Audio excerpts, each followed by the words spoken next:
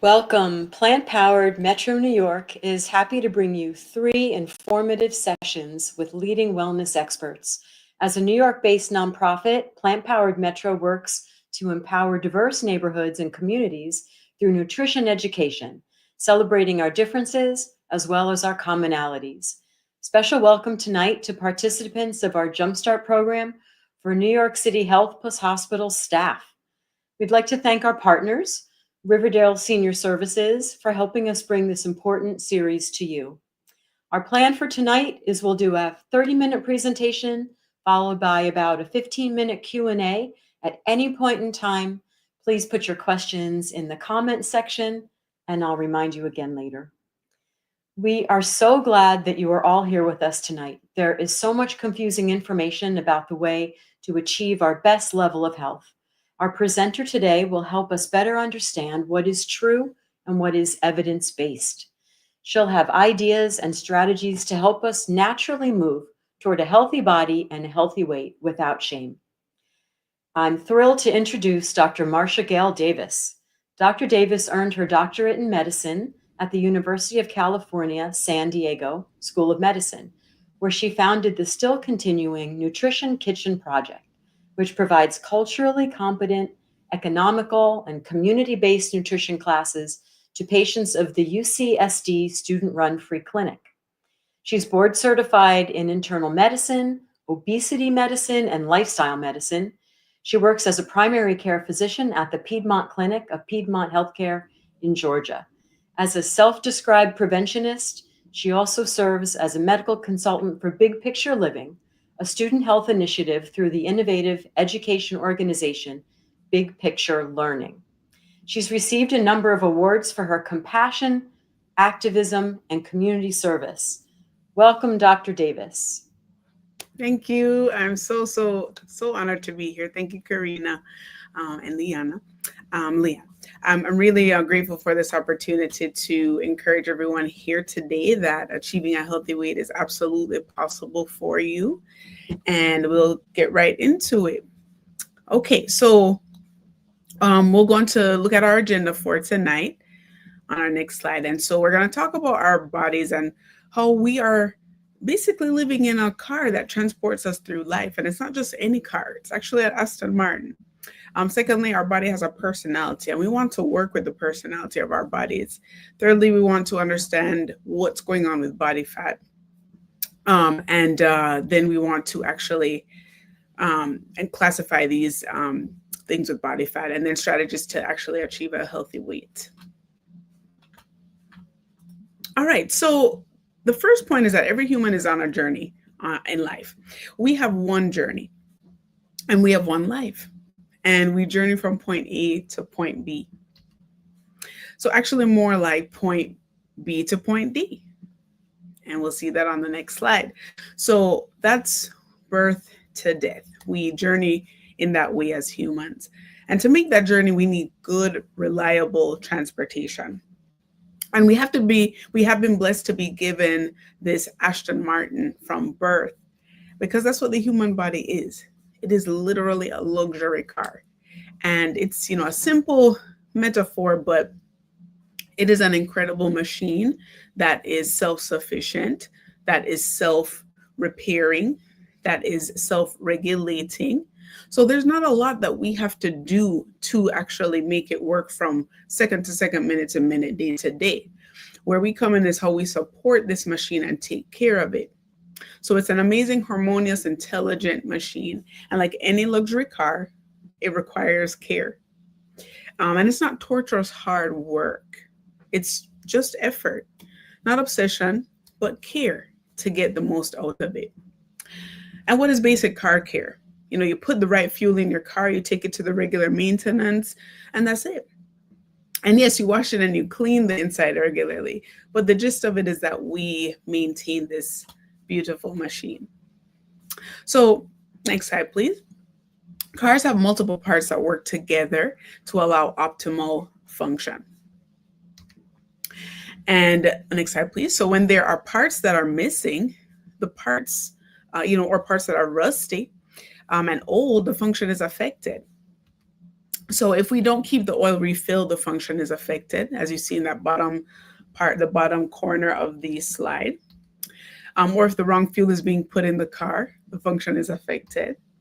Or if we don't pay attention to the check engine light and the warning signs that come up in a vehicle, not only does it not function well, it can actually become permanently damaged and completely break down.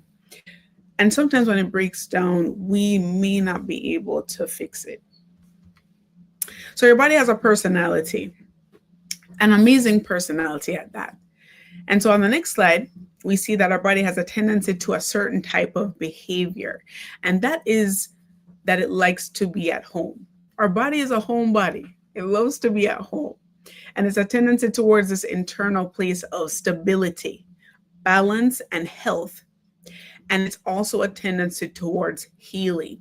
So how do we think about that? The easiest example is you cut your finger, and what happens within a couple of seconds? No, you don't continue to bleed. You actually begin to see that that blood gets a little bit kind of gummy and hard, and then the bleeding stops. That is your body in motion already towards a healing pattern. And so when anything happens, any type of damage happens, your body immediately switches into that healing mode because that's the tendency. So I think that's just amazing to know that that is how your body's always working and it's always moving in that direction. So when we're moving away from healing and health, it tells us something is off because your body does not operate that way naturally. The actual term for this tendency to stay home is called homeostasis. Homeo meaning same, stasis meaning stays the same. So it really likes to stay the same. And so your body likes that, the same environment that allows for it to function in an ideal and optimal way. Okay, so why is this important? Get to the point, Dr. Davis. You're going on and on about Aston Martins and staying home. What are you saying? So what I'm saying is that your body has these parameters. And on the next slide, we see that there are different parameters for homeostasis, and that give us a sense of overall health. You have a very tight range that the body thrives in, and we live right in the middle, just like Goldilocks. So can't be too high, can't be too low. Can be too cold, can be too hot. It really has to stay in this balanced place, right in the middle. And so we see that with reference ranges. When you go to the doctor and they check your blood, we're looking at all of these parameters. We're looking at different electrolytes or glucose, different biomarkers. And we see that there's this middle range, this optimal range. So blood pressure, same thing. Our blood pressure, we have 90 above blood pressure of 90/60 is normal. Below 140 over 90 is normal. So normal blood pressure is about 120/80. Then we have that with blood glucose. Fasting blood sugar should be around 70 to 100. And then if we check a blood sugar and we're above 126, that's too high. We stay right in that range. And we see that with the reference ranges that I've highlighted there on the slide for chloride and potassium and all these things. You have this tight range that is regulated naturally by the body. And lastly, we see this as well with body fat. So BMI, body mass index, is a rough estimate. It's really not the end all be all. There's a lot of conversations around how to use BMI, but it does not tell us that, boom, you have too much body fat. It usually indicates that that is the case. But BMI is just saying on your height for a person, how much mass should you be carrying? And if you're carrying more mass than your height, well, maybe there's something extra there.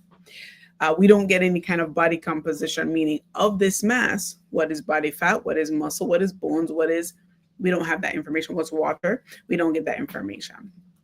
So it's a rough estimate. On the next slide, we see different types of body fat.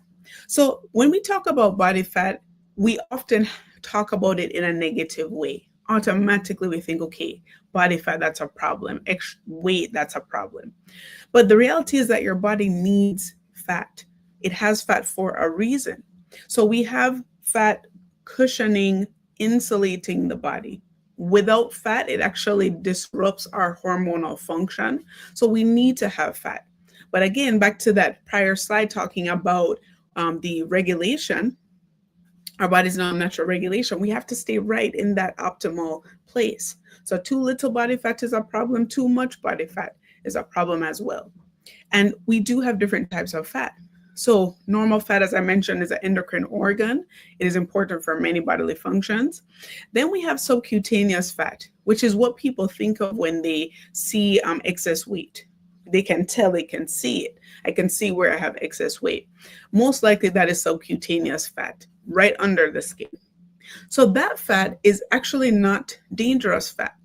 That's the cushioning fat, the insulating fat. Then we have android fat, which is fat that settles right in the abdomen. We call that central adiposity. When you have a higher level of android fat, then we're starting to get into a little bit murky territory where you're more likely to have something called visceral fat. And visceral fat is fat around internal organs.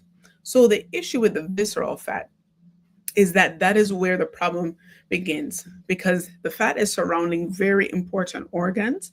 And when those organs are surrounded by excess fat, it actually creates inflammation, because typically in a body that's within normal weight, you don't have fat in those places. You don't have visceral fat. So that gives us an understanding of what's going on with the different types of fat in the body. And on the left side, as I talked about BMI, that helps us to kind of classify BMI, and we classify excess weight in 3 different classes. The term is obesity. For excess weight, that increases our risk for early mortality and morbidity, death and disability. And we see that we have 3 classes, and as you increase in the classes, the more your risk. On the next slide, let's talk about what's going on with the messaging around excess weight. So if you take your car to a random dealership down the street, sure, they'll tell you something is going on, but is it accurate? So if you take the Aston Martin to any type of dealership, I don't know if we can be sure that they're going to give us the right information. And oftentimes what's going on with our communication about health is that it's something is going wrong, and you're the problem.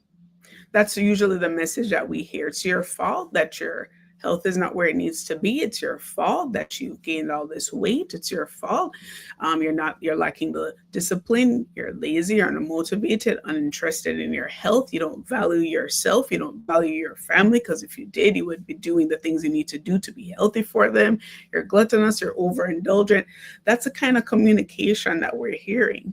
But that's a skewed view, because in reality, when we look at what's going on in the US in particular, we see that so much of our health climate is shaped by the environment that we live in. And so we have this thing called weight bias that puts a lot of pressure on people to be the blame for what's going on with their health, without thinking about how humans are people living in a context. And as humans, we are very much influenced by our environment. So on to the next slide, if we take our Aston Martin to the bright dealership, to the actual Aston Martin dealership, and take a good look under the hood, we really start to figure out what's going on. So if we go to the next slide, we see that under the hood, we have our modern world that has countered or opposed almost everything physiologically normal in our human body, and has pulled us away from that home that we talked about, that internal home. So we have several things causing problems for this machine. We have our food culture that surrounds us with highly processed, high calorie, hyper palatable food that is low in nutrition. We have our relationship to food disrupted by advertising, disrupted by stress. We have the valuing of pleasure over health, and the reward of taste over health. We have stress that pushes us to behave in a certain way. And what's given to us as options to deal with that stress are most likely unhealthy behaviors. We have movement. So our modern culture that promotes inactivity. We also have a lot of distractions. And so we're distracted and we're disconnected from ourselves. We start to kind of miss those internal signals and know how to pay attention to them to know what we need to do moving forward. Social connection. We're so connected, but even more isolated at the same time, which is such an interesting paradox. With our current climate, we have this social media wonderful tool, but in the way that it's used without responsibility, we can find ourselves actually more isolated than connected.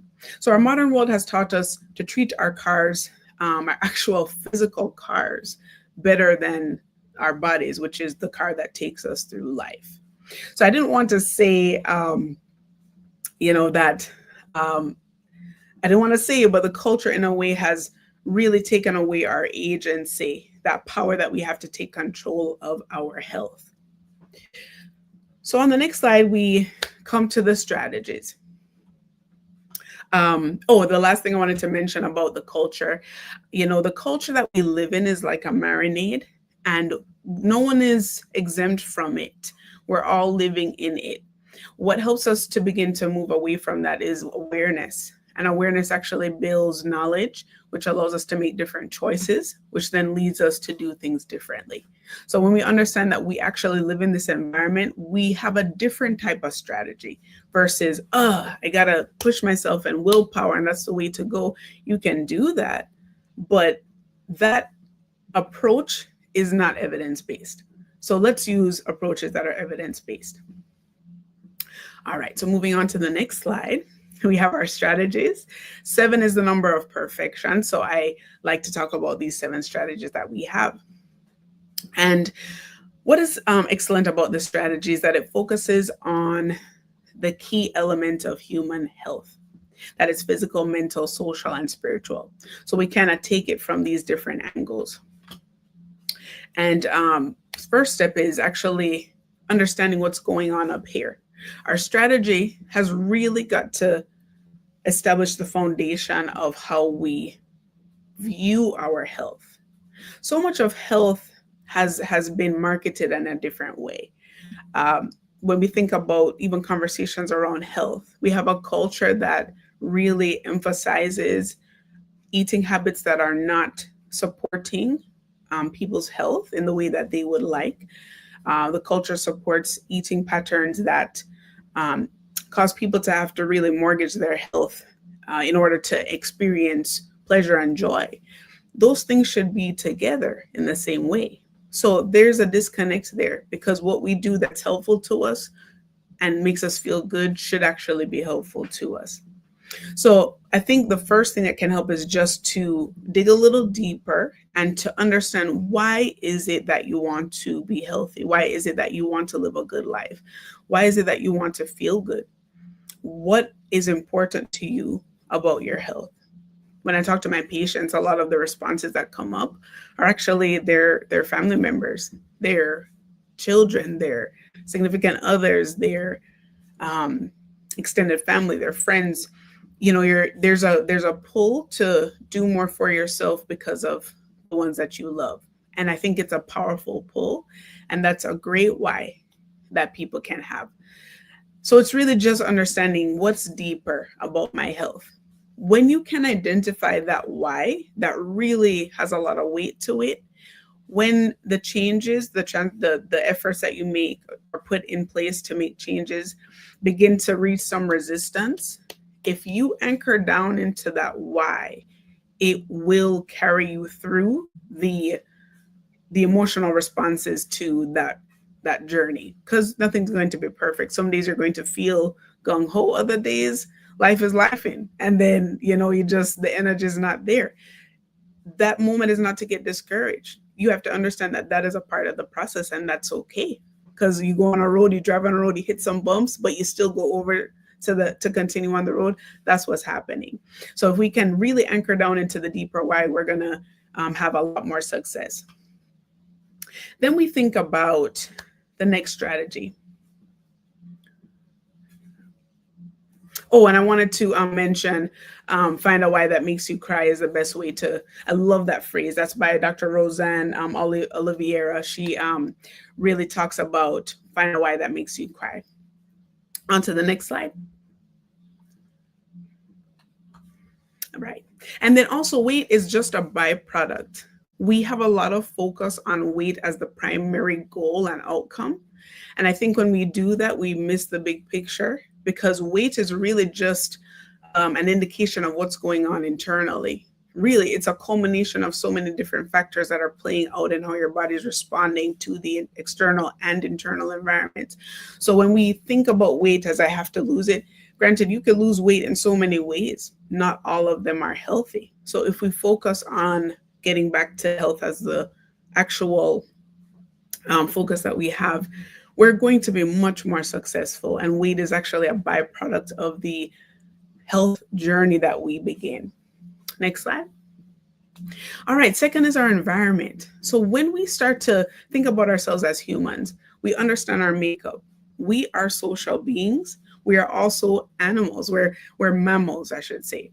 So we're conditioned by our environment. We know this because, for example, sleep is a passive process, biological process that is conditioned.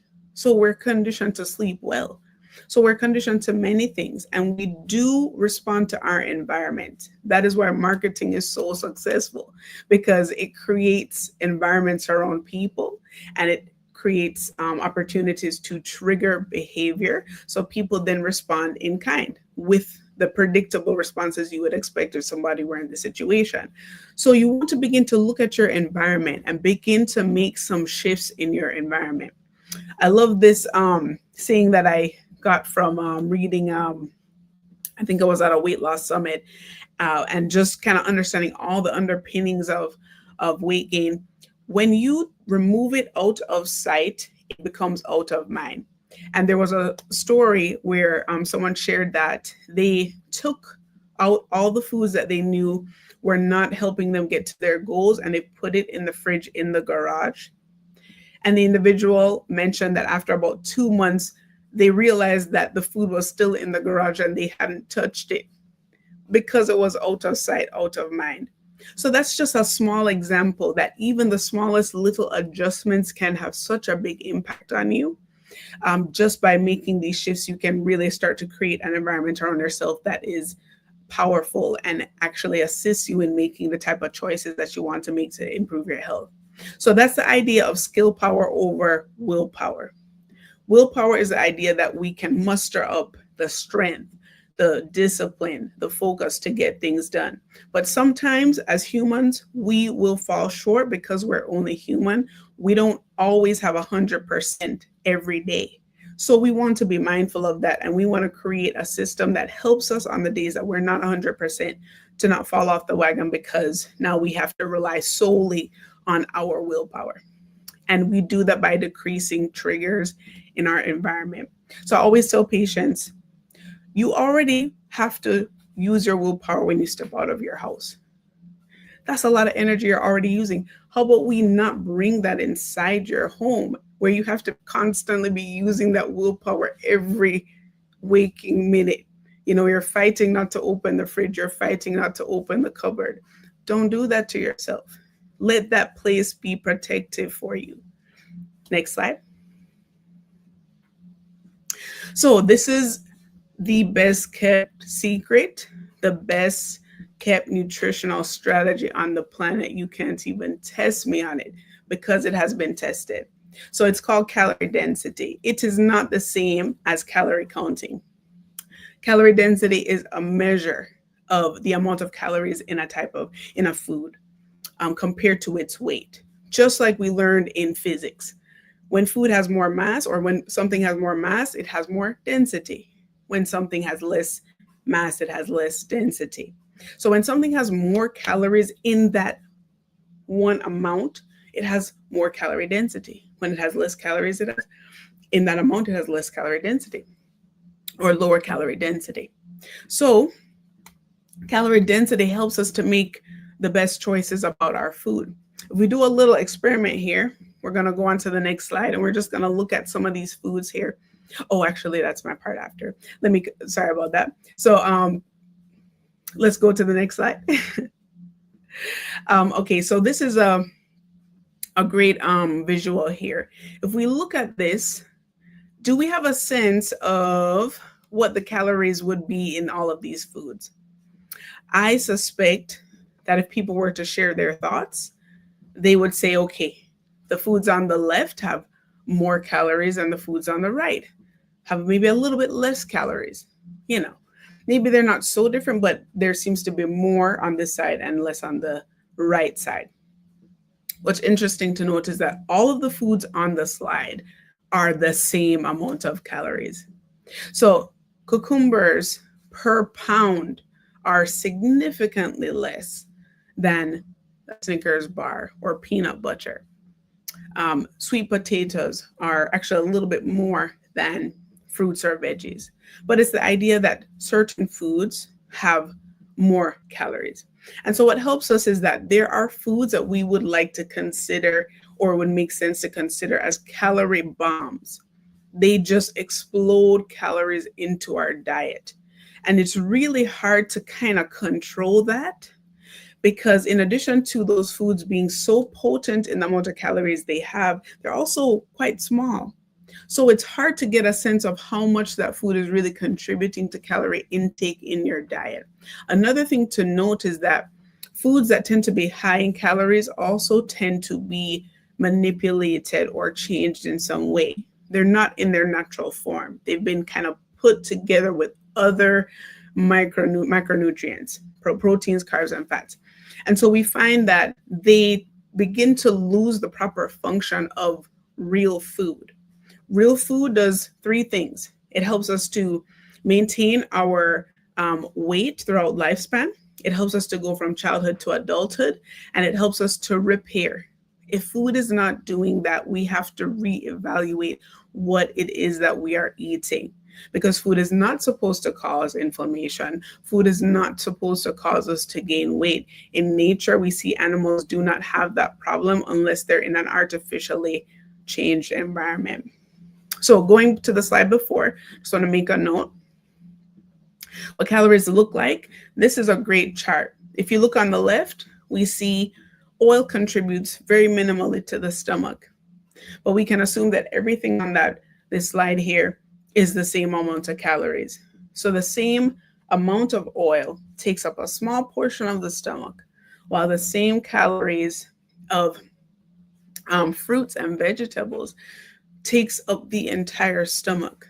So this is paramount because it really drives home the fact that certain foods produce a different type of chemistry in our body, and real food produces the right type of chemistry, which allows for the proper signals to be sent to the brain to tell you when to stop eating, while foods that have been manufactured or we're eating it in too high quantities can actually disrupt the normal signaling that should come from your stomach to your brain to tell you when you're full. Okay, moving on to the next slide. Keep going. All right, so I just want to point out that real food has three important components, I should say: water, fiber, and nutrients. And water is important because we are 70 to 80% water. The human being is made mostly of water. If we were to dry ourselves out, we would be a pile of dust, bioactive dust. But that tells us that water is something that brings life into us. So we need to be eating our water. That is the best way to get water, because water that comes in food is actually perfectly filtered. In addition to that, it has all of these wonderful nutrients that allow our body to run optimally, because they're basically cell parts. Think about car parts. We have cell parts, and those nutrients are critical in the function of this machine. If we don't get enough, we are missing nuts and bolts, and that machine is not going to be functioning properly and is prone to damage and breakdown without them. Fiber, that's important for our gut health, which calibrates our immune system. So our fiber actually builds up our protection, the weaponry that we have to fight pathogens. That's critical in so many ways, but also just for the overall function of our body, because gut health spans to everything. And then nutrients, as I talked about, cell parts. Next slide. All right, so strategy 4 is that we are humans, and we have a certain way of functioning as it pertains to our nature. So we can fall into a path of least resistance. And marketing understands that. And what happens with marketing, because the focus of it is to really drive people's purchasing patterns into a certain direction, drive their eating patterns into a certain direction, drive their overall behavior in a certain direction for the benefit of the products. We see that we can fall into a lot of traps when it comes to food labels, when it comes to late night eating, when it comes to what we do default when stress comes about. And we have to think about how we can begin to look at these little traps and identify them and then avoid them. So food labels tend to put a lot of fancy, exciting, eye-catching information on the front. But when we turn to the back, we see nutrition facts. And that is where we need to be. You can say a whole bunch of things on the front, but the front may not actually correlate with the back. That is a thing. Yes, I know. I wish it weren't the case. But when we look at the front, we can see that some things are communicated in a certain way. When you check the facts, that's how you know if this thing is really what it says. It may say heart healthy on the front, and then we look at the ingredients and there are 20 things. Some of them we can't pronounce. I don't know if I can say that's heart healthy, right? We shouldn't be reading a paragraph for the ingredients in our food. Then we have late night eating. That is something that is cultural. We have a culture that really promotes this type of late night eating because people are up because they have the opportunity to be up with devices and work and all of that. So eating at nighttime is just the perfect opportunity for weight gain because your body is getting into a mode of rest and sleep. So it's not thinking I'm going to use these calories that have just come in with this snack. It's saying, actually, we're going to bed, so we're not going to use any calories at all because we're sleeping or minimal. So late night eating promotes a lot of weight gain because it disrupts the circadian rhythm and the signals that are received in that time. Speed eating, people tend to eat too fast. And just being mindful of that and taking a little bit slower bites actually allows enough time for your stomach to communicate with your brain that it's been satiated. If you just try to eat your food in 2 times more bites than you typically do, you'll notice that you will probably eat less. Eating under stress, that's a big one. There's a lot of stress eating going on because there's a lot of stress. And we don't get a booklet in 3rd grade that teaches us how to manage stress in a healthy way. We kind of figure it out as we go, especially when we're in crisis. We realize, I need some help. So stress eating is something we don't want to connect. We actually want to disconnect that stress management with food because it doesn't allow us to take control of what we eat. Snacking, that is the idea of eating between meals. And that's another cultural thing that has become very commonplace where people don't see how many calories they might be getting when they snack because, again, that connection with the brain, those foods tend to hijack that or take the brakes off of that satiety. Liquid calories from sodas and juices, desserts at every meal. These are just cultural traps that we have around. High-fat foods that are a part of our daily, our culture on a daily. And then other things that really don't promote improving your health. We have restrictive dieting and frequent weighing. When we get into the diet culture, it really begins to erode the healthy relationship that we want to have with our bodies and our frame of health in general. Okay, next slide. Exercise is medicine. It's not medical. And I tried to make that statement because I think when we talk about exercise, and even when I talk to patients, there's a kind of like I know I'm supposed to exercise and etc. If we just began to view exercise in the form of medicine and that, or brushing our teeth, it's that important. We don't fight to brush our teeth. We do it because if we don't, there's a buildup of plaque and we don't like the feeling. You could feel that on your teeth. We don't want to know what happens if you don't brush your teeth for a week. We don't want to know. So it's the same thing with exercise. When we don't exercise, there's a lot of buildup happening in the body. And so we want to really view it in that way, that this is really more of a daily medication that I need to take to allow my body to run properly. But this is very important for helping us to maintain our weights. It's just about 20%. It's not the end all. Nutrition's a focus, but it helps a lot. Next slide. All right. And I love this quote. If exercise could be packaged in a pill, it would be the single most widely prescribed and beneficial medicine in the nation. And that's because exercise is the body's glue. It ties everything together. It ties all of the organs together. So things are functioning at the highest level. Next slide. Mindset. This is my favorite one. It really is, because I find that the barriers to being able to begin your health journey and be successful along the way is here. A lot of the barriers are here. And a lot of these barriers have been acquired over time from society, from diet culture, from rearing, from interactions with other people. So we have these ideas about what health should look like, how it's supposed to be, what it means if I don't hit this mark.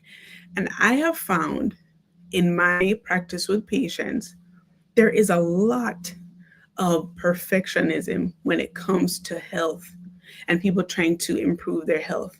There's a lot of high standards being set, and there's a lot of too much happening in the beginning where people set themselves up for failure, essentially.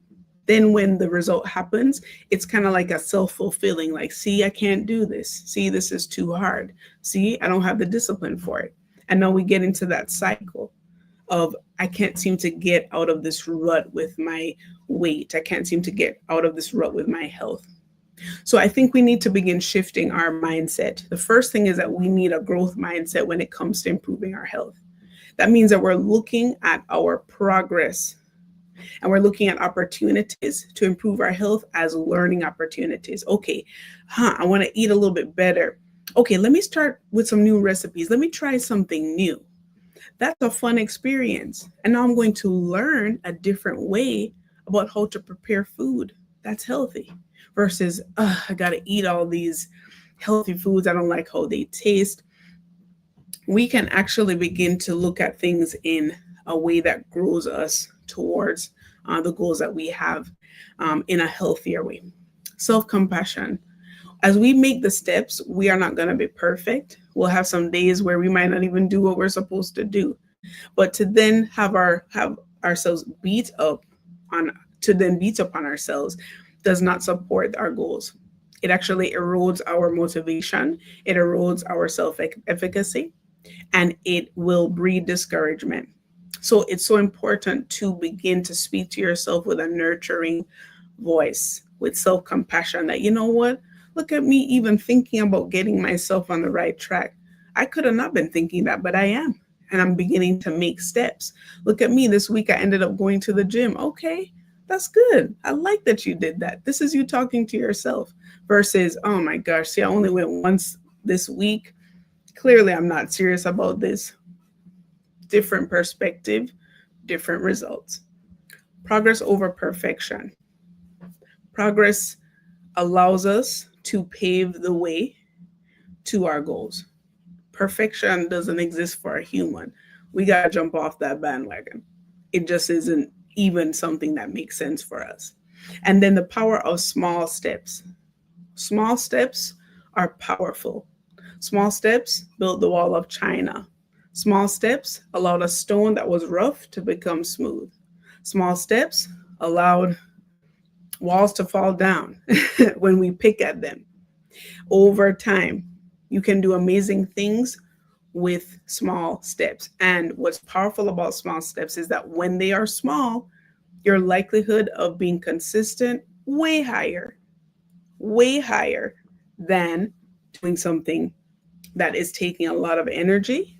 And you do that at the beginning. It doesn't work with your human nature. We have to really ramp up and begin to create habits over time. It may take 3 months, but at the end of those 3 months, you're solid in what you're doing, and then you can build on it. Next slide. All right, so so we want to also learn from community. Community is critical because that allows us to begin to make these changes with that kind of cushioning, the support. We can actually access motivation from others.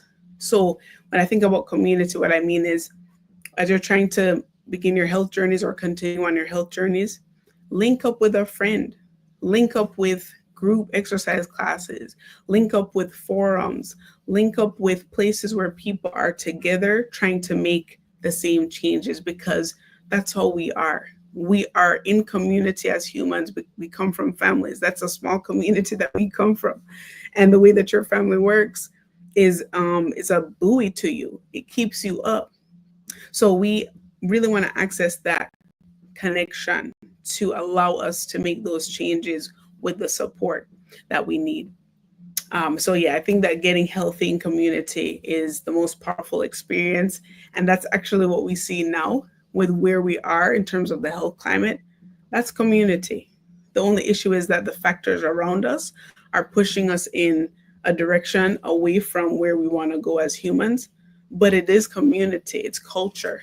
The community and culture around us is really reinforcing negative, or I should say, unhealthy habits. So when we can begin to shift that culture around us with the people that we connect with the environment in our homes, community connection, we begin to head into the other direction. Next slide. So 7 strategies. You find your why. Find a why that makes you cry, something really deep that will ground you, so that as you move through this process, you're going to be able to rest on those days where you have a rough time. You can anchor into what's meaningful, and it will help redirect you back to what you're trying to do. Your environment. Let's make it easy for ourselves by not bringing that pressure into our sacred spaces of our homes, so that we don't have to fight with willpower all day long. 3, calorie density, the best kept secret. If we apply the principles of calorie density, weight loss really becomes something that is possible. And it actually coincides with healthy eating that promotes longevity and reversal of diseases. 4, let's identify the traps that are present, not only because we have a certain nature as humans, but we have environments that create opportunities for these traps to be in place. If we're aware of them, we can sidestep them. 5, movement is a glue. We want to make sure that's in the mix so that we're feeling well. It is a medicine, not medical. And at 6, our mindsets really set a stage for us to be able to handle the ups and downs of the journey. And lastly, community gives us that strength that we can access when sometimes we're on the other side, a little bit lower on our energies. Last slide. So takeaways: let your body be itself and come home to where it's happiest, and that homeostasis, that optimal environment. Your body is an amazing machine that we want to take to the dealership every day so that it can take us through this destination, through life, to our final destination with safety. And then you have the power to take control of your weight and overall health with simple strategies that just give us a different mindset and a different approach that where we can be successful. Thank you so much, Dr. Davis. That was great. That was fantastic. We do have a couple of questions if you're ready for them. I am. Great. You mentioned BMI, and we have a question where someone heard that BMI may not be a great measure of health because it doesn't explain the difference between weight that comes from fat and weight that comes from muscle. Are there any additional measurements that we can use to make that more accurate? Mm-hmm. So that was what I mentioned at the beginning of the talk, that it's really a rough estimate. It is something that we use in practice all the time as physicians. It gives us a sense of, where could someone be? Do we need to be looking into what's happening with body fat, and are they having any biomarkers that tell us that because of excess body fat, they are at risk of chronic illnesses? So BMI is not the end all be all. Other measurements that can be used include waist circumference. That's actually even better than BMI because it tells us, do you have the at-risk fat, the at-risk body fat, the visceral fat, the android fat? And a waist circumference that's higher than 35 for a woman, higher than 40 for a man, is considered increased risk of metabolic syndrome. which is the underpinning of most of the chronic diseases that we're dealing with. We have diabetes, heart disease, fatty liver, high blood pressure. All of these metabolic illnesses increase when, excuse me, my throat's going out a little bit, increase when the central adiposity or visceral android fat increases the risk of visceral fat. So that's one additional very cheap measurement that you can use. We have more involved ways to measure, and that is through body composition devices or body composition measurement devices, like an impedance device, which looks specifically at how much lean body mass you have, which is typically muscle, body fat, even water, and bones.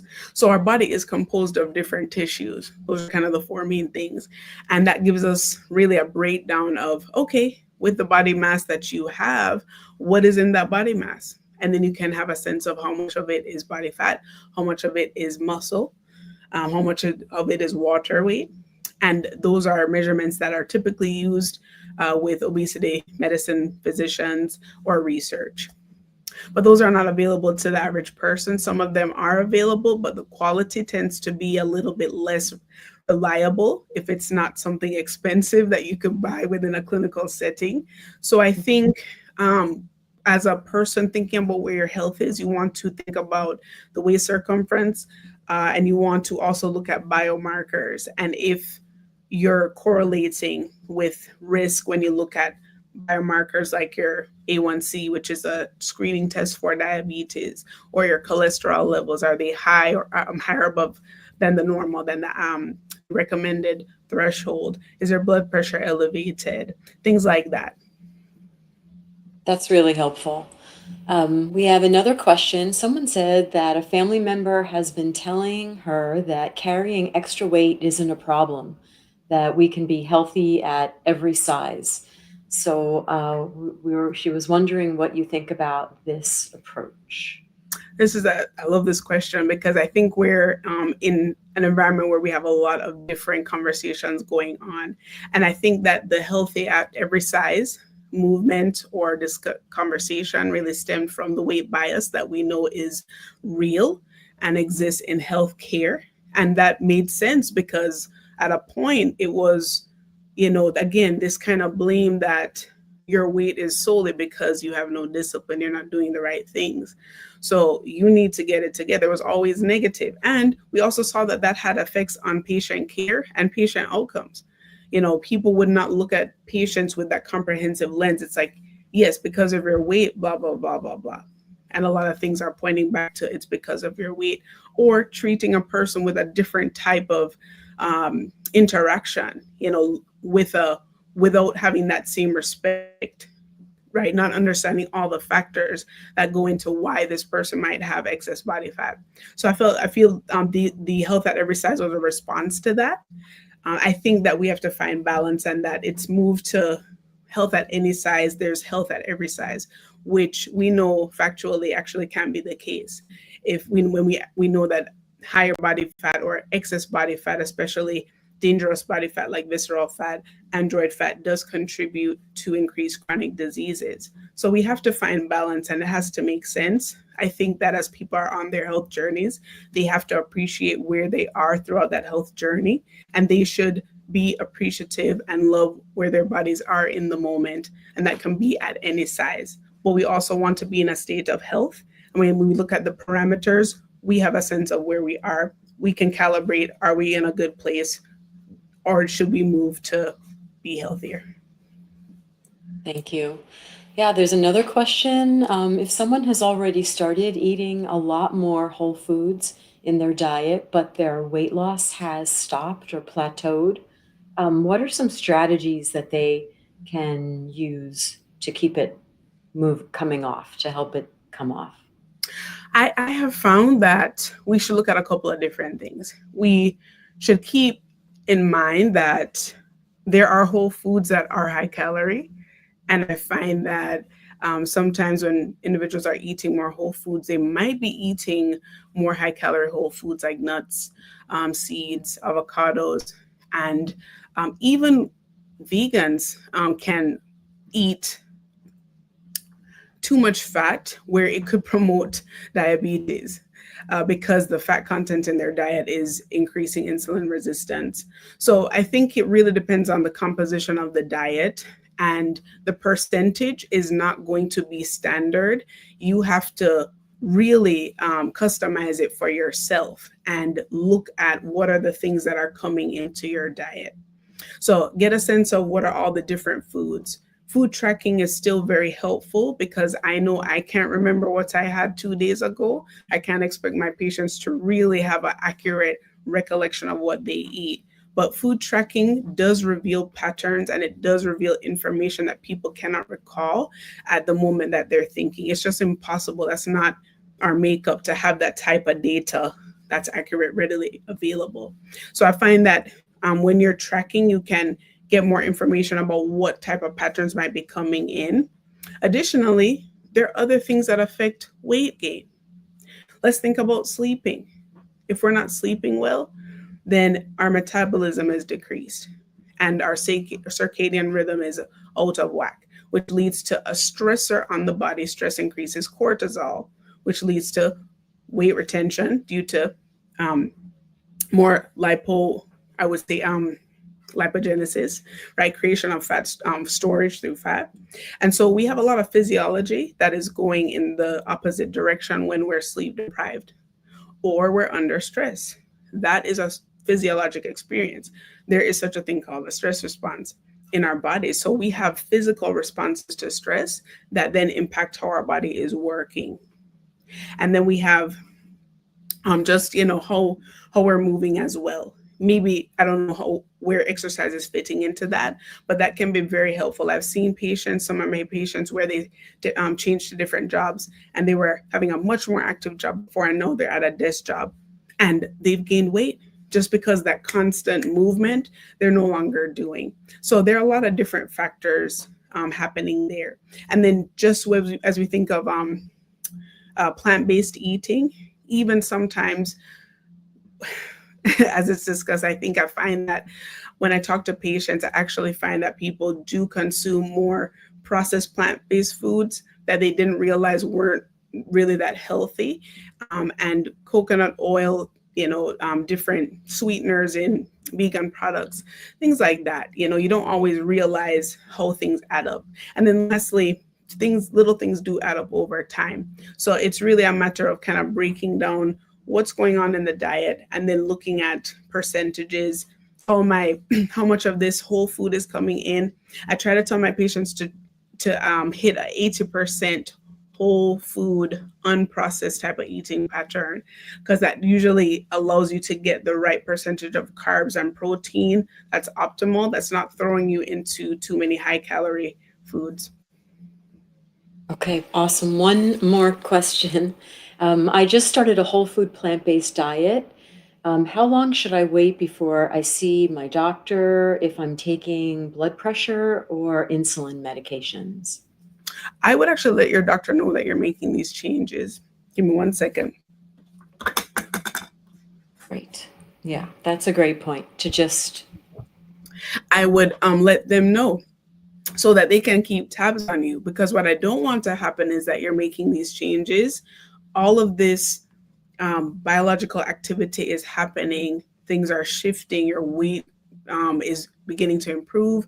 Your blood pressure then improves as a result of weight loss and the foods that you're eating and the change in physiology. And now you're on medications that you don't need to be on or don't need to be on at that level.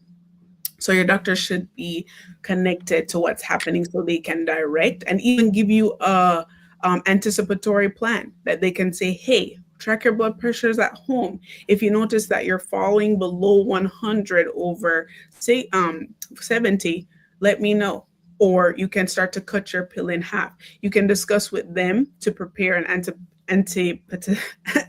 anticipatory plan so you can be prepared for these changes, especially with blood pressure medications, especially with insulin medications that can reduce your blood glucose, insulin, and sulfonylureas like glipizide, glimepiride. those are really important to be following. Great. Thank you so much. This has really just been tremendous, such helpful information. Is there anything that you'd like our viewers to know? I just want everyone to know that starting is the best thing. And I know that it sounds so cliche. And I hear the same thing, with things I'm trying to do. Starting is the best way to go. Starting with something small enough that you can be consistent in it. So let me give you a little story, or tell you a little story from one of my patients, which I think sums this up so perfectly.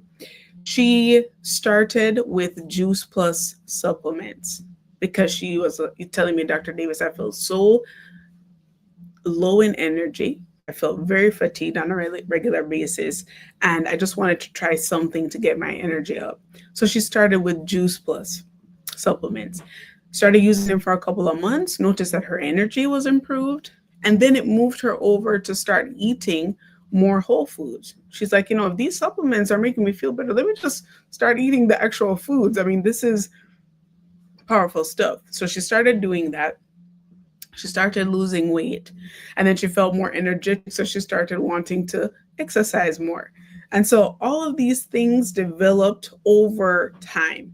I think it took her over a year to lose 70 pounds, and she's kept that off for 7 years.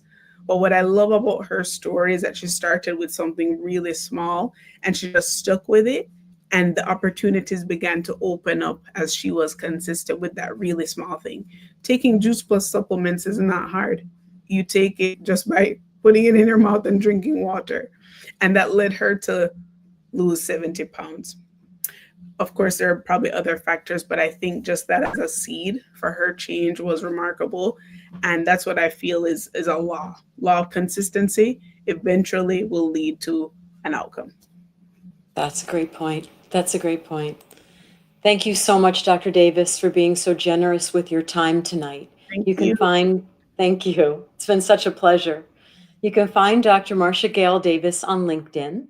And our next session in our Know Your Numbers series will be at 7:30 p.m. on November 20th, in 1 week.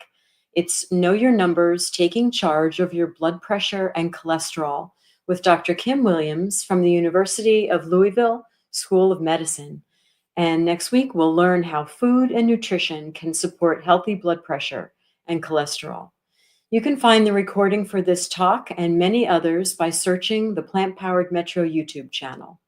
A special thanks to our community partner, Riverdale Senior Services, and everyone joining us tonight from that community. Special thanks to Plant Powered Metro New York team members Leanna Levine-Reisner, Hannah Martinez, and Jim Spellos for supporting our live stream behind the scenes tonight. If you learned something new or found value in this discussion, please make a donation to support Plant Powered Metro's mission. Every bit helps us reach more communities with this incredible message of hope. In a moment, you'll see a donate link on your screen.